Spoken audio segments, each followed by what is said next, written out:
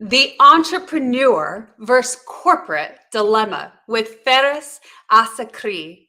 Feras helps us navigate the entrepreneur versus corporate conundrum, unveiling secrets of success, a purpose beyond the office, and a legacy-driven mindset.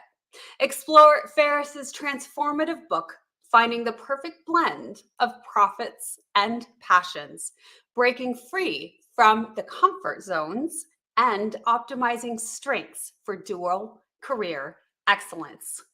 Welcome to the Wellness Driven Life Show, where you're about to go on a wellness driven ride.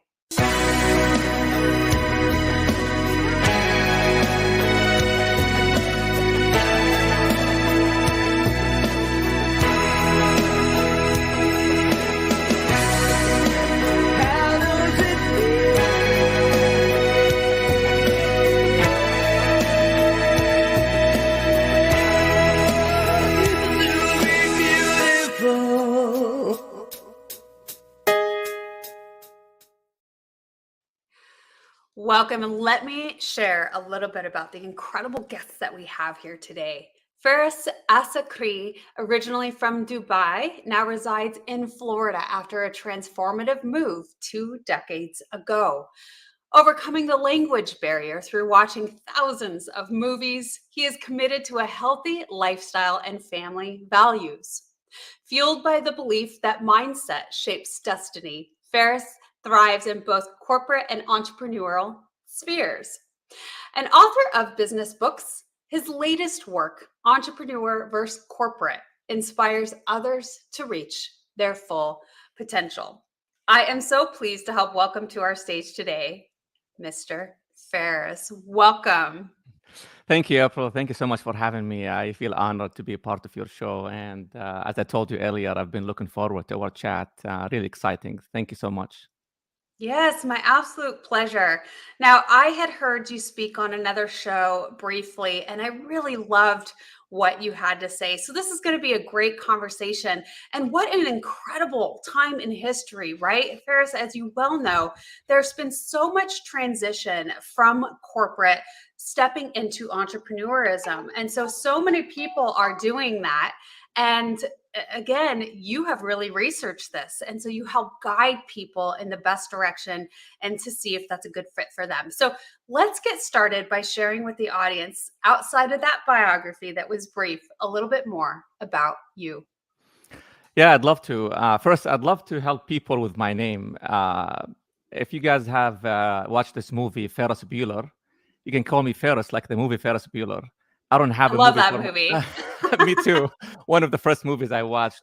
I don't have a movie for my last name, so I'm open for recommendations if you have any. So I was born in Dubai, United Arab Emirates, and I grew up in Jordan, overseas. And in 2001, I came to United States to visit my mom for 2 weeks. It was supposed to be a quick vacation, and it turns out to be a 20 plus years of vacation, the longest vacation I've taken in my life. So I came here, and I know uh, I started my career as a dishwasher at my uncle's restaurants. And as you mentioned, I learned English by watching movies. I watched over 2,000 movies. And then my career took off from retail to finance to supply chain. And in the past 2 years, I joined the the sport industry at Fanatics. And throughout the same time, I've been an entrepreneur building my own side businesses from the ground up. So I chose this dual career from day one, and I'm here telling my story. So I'm trying to help people choose the right path and how to be an entrepreneur inside corporate. That's where the book come from. So I live in Jacksonville, and I'm married to my lovely wife, Sandra, and I have 2 boys, Ryan and Jude, and they keep me busy. That's my story. Well, and in the bio, it talks a little bit about how you're very passionate about family and all of those aspects, and really keeping a healthy balance of work-life balance, right? And we all know that if things aren't going okay on the forefront at home, then they certainly aren't going to go okay in the business world, are they?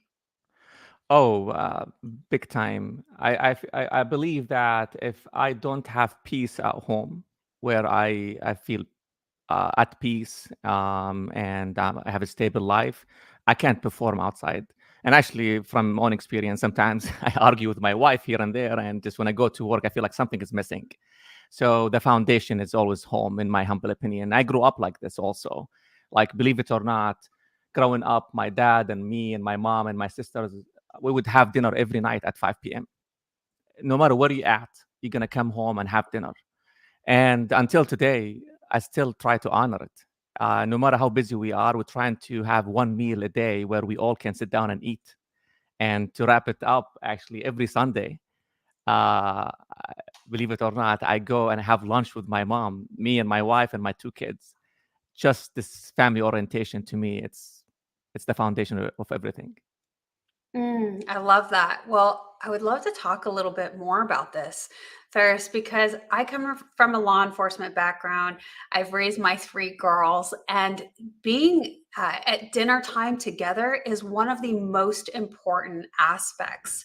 And you're right, it certainly does build that foundation. I mean, they've done a lot of studies when it comes to delinquency, juvenile delinquency, and whether or not that dinner time with family plays a key role, right? And so it's incredible, all of those things. I love that you have lunch with your mother, really tightening in those relationships with your family and keeping them fresh and keeping them new.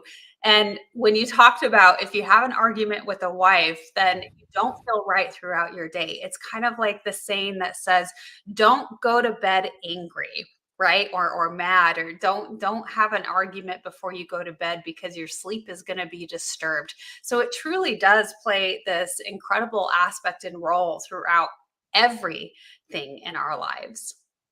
Absolutely. I can't say it better than you, April. Yeah, me and my wife, we have this commitment from day one that no matter what happens during the day, when we go to bed, we should fix it before. Are we 100% at this commitment? No, but we do our best because it just life's too short. You never know what's going to happen the next morning. I've seen many things happen over the years that really I always remind myself life is too short. It's not worth it. Just fix it. Yeah, absolutely. Well, that said, do you have some keys for people who don't have a consistency or routine of eating at the dinner table together at night, whether it's just with them and their spouse or with children? Do you have any tips for people, or maybe discussions that you have with your family while you break bread together? In this day and age, it's almost difficult with competing priorities, and people have different schedules, and this Monday through Friday, 9 to 5, it doesn't exist anymore. People work long hours, they commute, my both kids in sports, but we have a commitment. It starts with a commitment that, hey, we want to be together one meal a day. And if it's not dinner, we do breakfast. Like in the morning, we all have breakfast at the same time. Whether we have just big counter, we sit down around it, and my wife is preparing things for us. She's eating, we're talking. And if it's not at night when we come back from, sometimes I hold my meal until 7 p.m. until they come back from practice. And on the weekend, we have more control of our weekend because we can go Sunday to my mom. But I think I would say it starts with a commitment. You decide that, hey, this is something important. And once the commitment here, you build the habit, you do it for 20 plus days and become a habit. So everyone will start expecting it. And as far as conversation, it's just what happened that day. And, sometimes we go through life and we live in the same house and we don't know what's happening with each other because it's busy, again, competing priorities. But that dinner, it become that tradition where let's talk about what happened today. Like, my son, how's your sport? How was your day? My wife, what happened today? I pick up a couple of fights I had at work and I share it with them, and they make fun of me and we laugh, and we move on with our life. But start with a commitment, desire, you do it over time, it become a tradition. And it was easy for me to do this because I grew up doing it. I came to the United States, I was 22 years, or 21 to be exact. And as long as I remember, there is a meal, we all of us, and I'm talking about 5 people at home, me, 3 sisters, one brother, my dad, my mom, and sometimes my grandparents will be with us. So it's a big family to put all of us on one table. It wasn't easy, but we've done it over 20 years. It became a habit. tradition, Yes. if that makes sense. Yeah. Yeah, 100%. You're just used to doing it. And so you make it happen because that's what happens, right? And so I think that that is really incredible, especially the advice of, I share with my family and my kids something that happened at the office and they make fun of me, but this is sharing life lessons for them. This is giving them tools and tactics of how they would navigate certain situations, similar situations, where they can do so in school with their peers. And socialization is such a huge key role in everything that we do in life. I mean, community is one of the greatest aspects that we need as human beings for overall wellness, isn't it? They've done studies on that in the blue zones and how community plays key. But knowing how to socialize with others, how to navigate conflict, etc., those things are things that we need to know. And so what you're doing as a parent is showing them, the ways that they can navigate that. Yeah, absolutely. Sometimes I find it interesting. This generation, like my kids, I have 11 years old and 5 years old, and I'm seeing a lot of kids around us, and people talk about, yeah, the social skill set for kids nowadays is in question, and it's hard. And they go out of their way to sign up for school and private lessons, and they force their kids to go and join clubs and communities. What about we start at home? Conversation starts at home. Are you talking to your kids?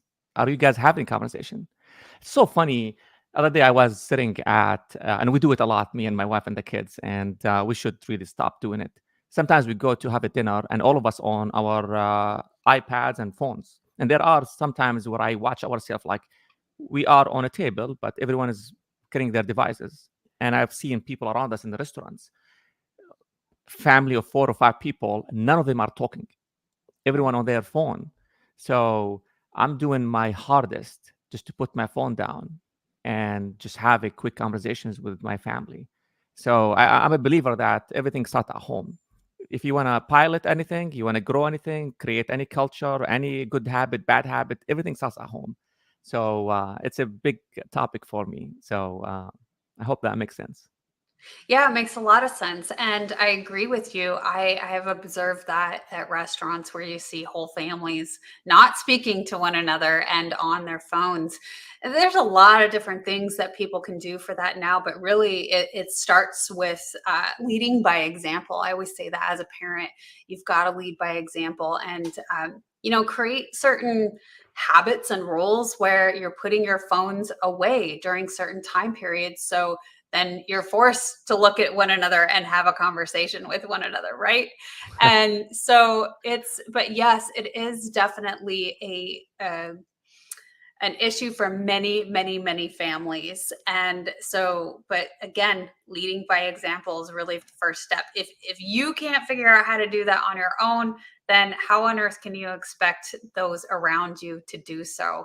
So, Ferris, let's navigate the conversation a little bit into the corporate and the entrepreneur aspect. So we know that it all starts with, kind of what does your family life look like? Is that how you lead your clients, is where you really dive deep into what is going on at the home front before you have a look on the business side?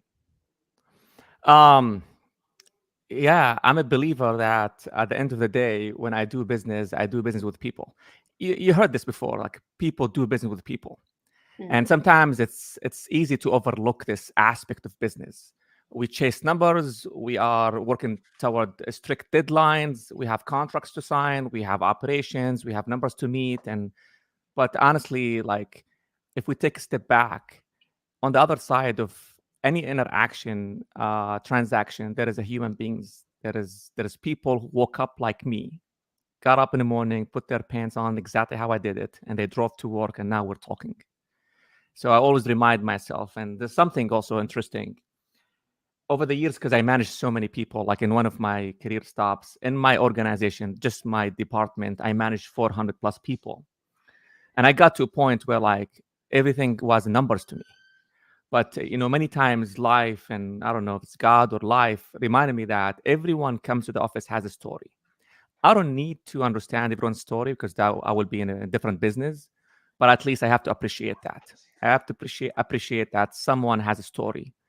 If I don't need to know the story, but at least I need to be cognizant that certain behaviors at work come because someone has a story. There's many times where like we put someone on discipline, or on a PIP, and they had severe issues at home. I know one of my employees long time ago, and her performance was going down. And me and her immediate manager, we were discussing and evaluating to go on a PIP and so forth.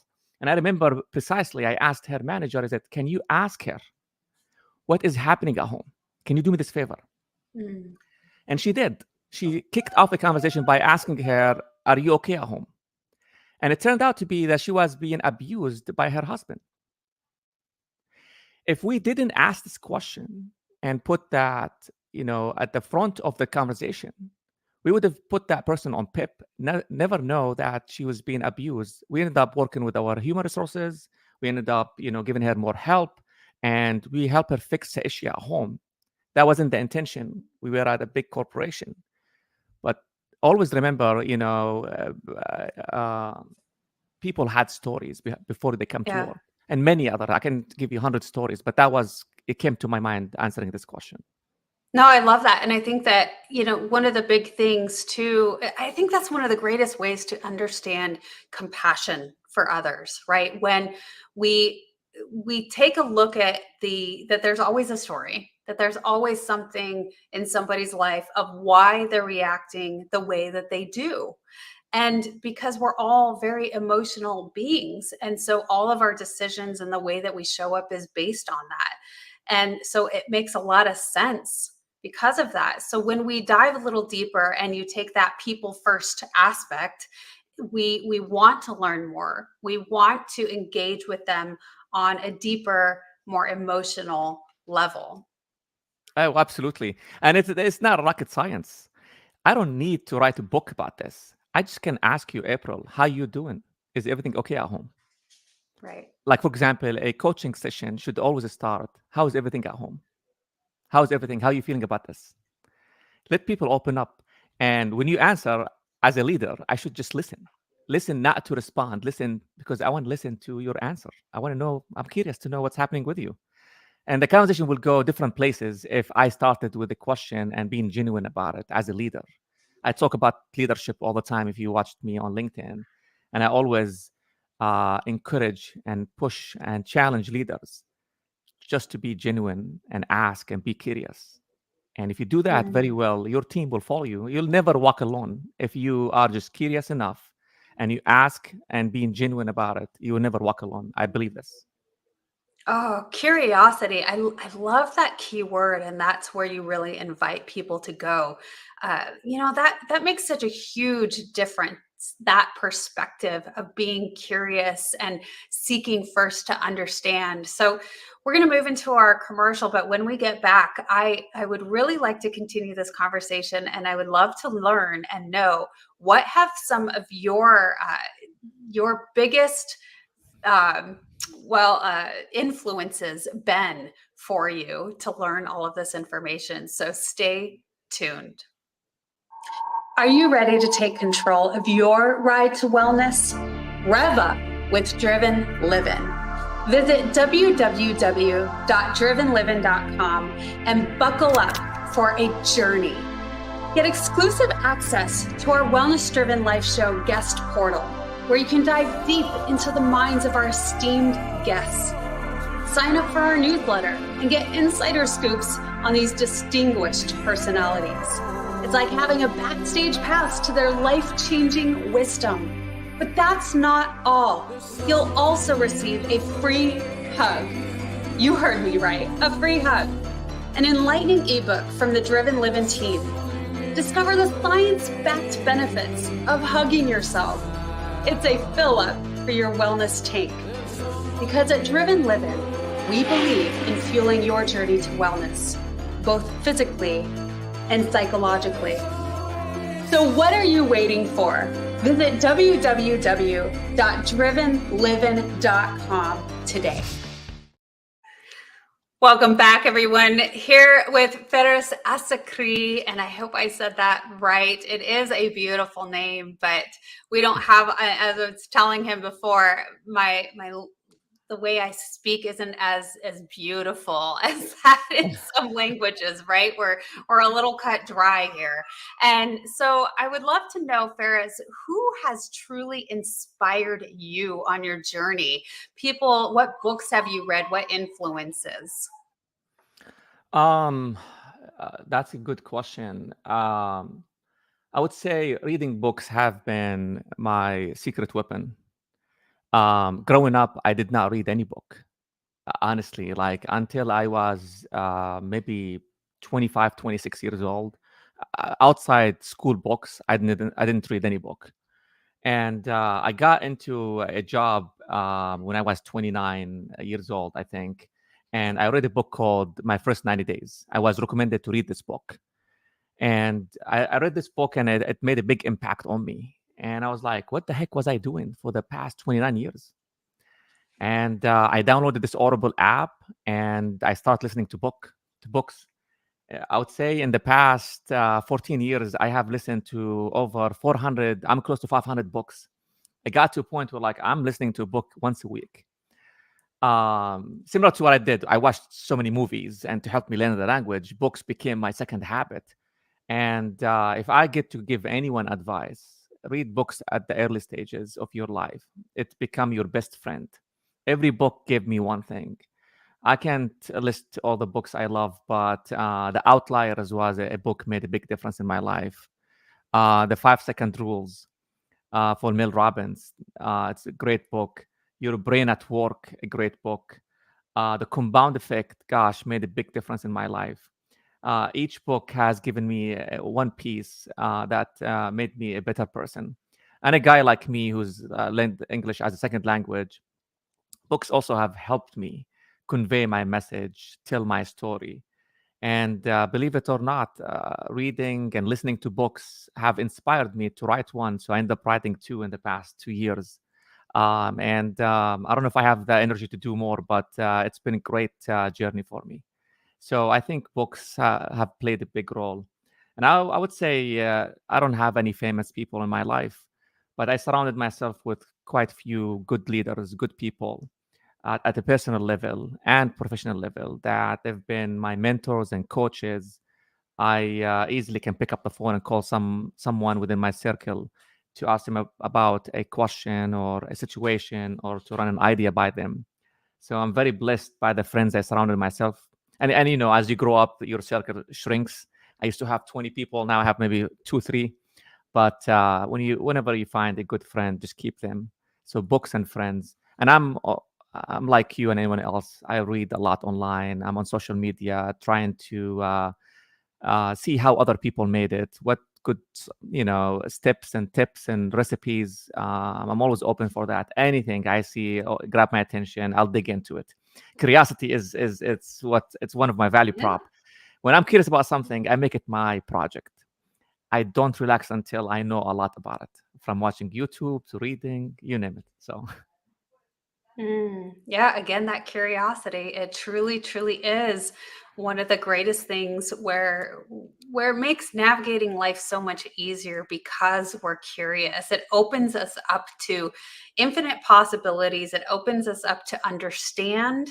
And so you're definitely a life learner. And so I love that about you. And of course, I interview so many people, and you have to have that. That's a key proponent to success or doing great things. And so, then you've written a couple books, and so I think that that is truly incredible. And we talked a little bit about the people that you have in your life, and they say that, you know be around the people who you want to be like, the 5 greatest influencers that you have surrounding you in your wheelhouse, because that is who you become, or you become like. And I always say too that it doesn't necessarily have to be somebody physical. So that's when you go back to those books and those movies and those people who influence you in different ways, or historical figures, just anyone who really inspires you to be greater. than yourself. Now, Ferris, you've had a long journey of struggles and success. And again, it's through that curiosity to where you become someone greater all of the time. And it's that continuous growth process where it doesn't just stop. There's no end cap to that, right? Can you tell us a little bit about what you're excited about doing next? Because you went from, you have corporate experience, the entrepreneur experience, but what is the next greatest thing for you? That's actually a great question. Um, when I wrote the Entrepreneur versus Corporate, let me give you just a quick background if you don't mind. Where I grew up, the formula for success was, you go to school, you finish, you graduate, you go to college, you join corporate, and you move up the ladder, and that's how you become successful. And if you want to kill it, get married and have 2 kids. Then I came to United States, and I was surprised that all my mom's side of the family, they had their own businesses. They are entrepreneurs, and they are very successful. So I was that kid on the sideline wondering which route should I take.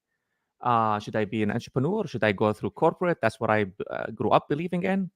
So the fear of missing out, the fear of uncertainty, and the failure, I ended up doing both. So I chose to have a dual career.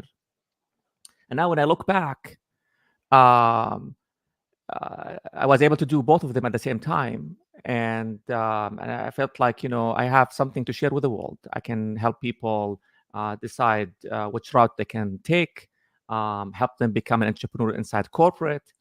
But I realized that there are more important questions to ask beside the entrepreneur versus corporate debate, because you can do it and you can become successful at any route you take. It's all about you and your commitment to your mission.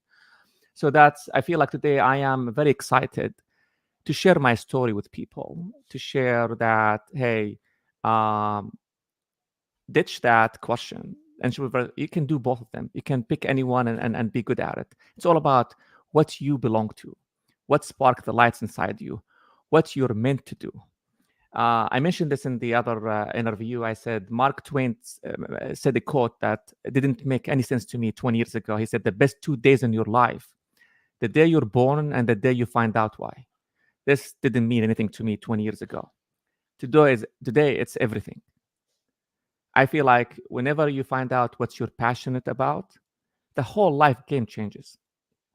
You no longer have to go to work every day. And to make it more beautiful, if you can monetize that. And actually, I don't want to get too much into it, but you don't need to open a company to live your passion. Like, my passion is to mentor and coach people.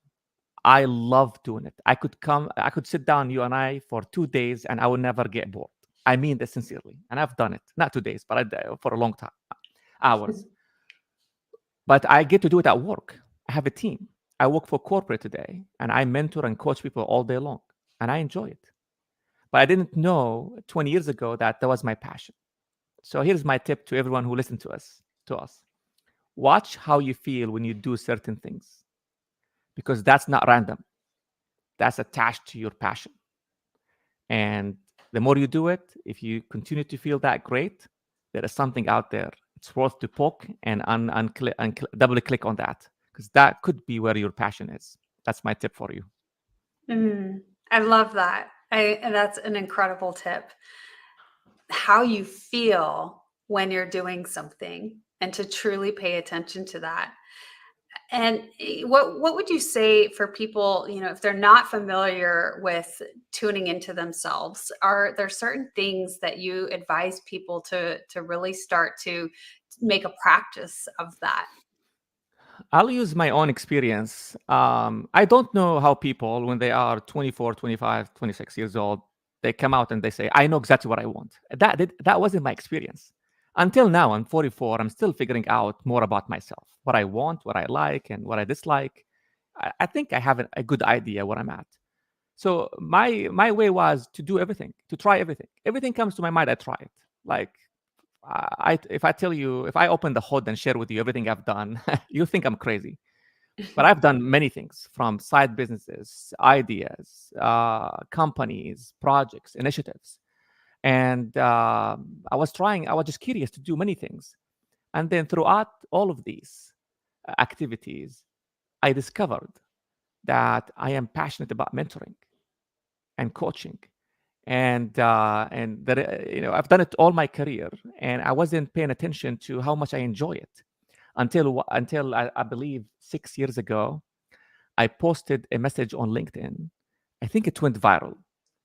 Uh, the message was about, there is no perfect time. And for a week, I couldn't explain to you how I felt for the whole week. Not because the message went viral. I've been posting on LinkedIn for the past 20 years. But this in particular, when people start coming to me, asking me questions, and I'm giving them feedback, and people jumped on a call with me, for the whole Mhm. week, I was like on steroids. Like I was feeling great. And then when I unpacked that feeling, it was my passion. I put it into action, and people believed in what I'm doing, and now I'm happy. I want to do this more time. That's it. Like I want to do this more full time. But had I not posted on LinkedIn, I tried 17 other things, I would never know what's my passion. So if you are out there listening to this podcast, go and try things and watch how you feel. And if you feel good, do more of it. If you don't feel good, stop. And by the time you do it often enough, you'll get to know what sparked the light inside you. It could be that small thing, like my post on LinkedIn. That's a really great example. Something that is so small, but yet you feel so incredible when it happens, and the way that you're engaging with people, and what's oh, I can't remember the flow, right? They call it a flow state, where you time just passes you by and you don't realize, because you're so engaged and you're just moving through the actions and you're enjoying it so much. And so that might be an instance too of where all time is forgotten, that maybe that's something to pay attention to. Maybe that's something you're really truly enjoying. And so, Ferris, you're in corporate as well. And so, what would you say for people that are not necessarily as happy in their corporate positions, to where they can find passion within it? Um, that's a really good question. From all the people I mentored and coached and observed throughout the past 22 years, um, people, I don't know how to describe it, but they get into this complacent, into the situation where they convince themselves that this is it. This is the best I can Right. do. This is my best circumstances. I just need to deal with the challenges. And they convince themselves, and they stay there. And every time I coach them or I mentor them or I talk to them, it's so easy to uncover that they are so unhappy. And they are 1 to 2 steps away from changing the whole story. So I tell people, um, never give up on making changes to improve your situation. Sometimes you don't need to change the whole company. You can change teams. You can change leaders, bosses. And if you tried all of that and it didn't work out, it's time to change the whole company, change the whole industry. In the past 22 years, all the odds were against me. I had to learn the language from scratch. If there is an IQ, I don't have that much of it. I really believe that. Um, and I moved from retail to finance to supply chain, sports, and God knows what my next step. And all my skill set and background and experience, they moved with me. I packed them with me, and I moved to the next job, and they came with me. So don't underestimate what you have today, your experience, and apply it somewhere else, and be much happier. The key point here is you deciding to make a change and take action. Because everyone I speak to, everyone have a plan, everyone has an idea what they want to do, but they fail in taking actions. So don't wait, just take it. Mm, brilliant. And change is the only constant, right? We've talked a little bit about identity crisis on the show. And when you feel stuck, or like this is all that there is, and you identify as that, when change happens, because it will, that's when your world is just blown up into your face, and we become very depressed or feel hopeless. And so I think that that is really key, where you're mentioning that make a change, take action, because there's always change. And if it's it's not working, then do something different, and always ask yourself, is this working or is this not? I think is also one of those key things that is really important to continuously ask yourself. And so I think that those are great tips and tricks. I would love to know, Ferris, how has spirituality in particular, not religion, just spirituality, played a role in the way that you have navigated life and business through your journey? Um, it played a big role. It still does, and it will always do. And again, I don't want to get religious on you, but there are times in my life where I had to believe that if I just do what I need to do, things will work out. The universe will respond. In my situation, God. And because I cannot control everything, nor I will, or nor I want to control everything. So the business formula is you calculate your risk, you take action, you have a plan, and you go for it. But that's only 50% based on my experience. The other 50%, it comes with faith and believing, and just believing that it's gonna happen if you do everything you need to do. And it's been like my friend all my life, believing that if I just do what I need to do, the universe will open doors for me. And it's been so blessing that it has been more doors open than I can even afford to walk into. But that's the combination of me doing what I need to do and believing it will open, and it does. And this year, actually, one of my biggest changes I've made to my life is having a relationship with God, and it's been working great. I've been a faithful guy all my life. I believed, and I raised my kids as a Catholic household, but I never had a relationship with God. And this year I am, and I pray and I ask God exactly how I talk to you, and it's been a blessing. So I know it's a podcast, and I should be careful, but it's the truth. No, I love it. That's why I ask. I think that it is such a huge piece of us.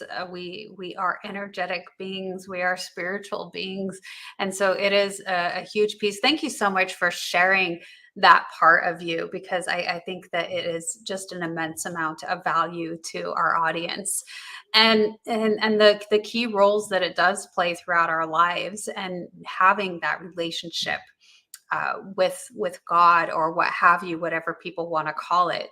And so there's, because this is the wellness driven life show, what are some of the things that you do on a daily basis to maintain overall wellness? I am nothing but a bunch of habits. And my bunch of habits, it's make up my daily routine. I wake up at 4 a.m. 7 days a week. My morning rituals or routine is the key of my success, I guess. Sometimes get up at 4, I meditate, I pray. I hit the gym very early. The gym is almost an hour between running and working out, and I hit the sauna every morning. And during that time, I'm listening, reading, and meditating.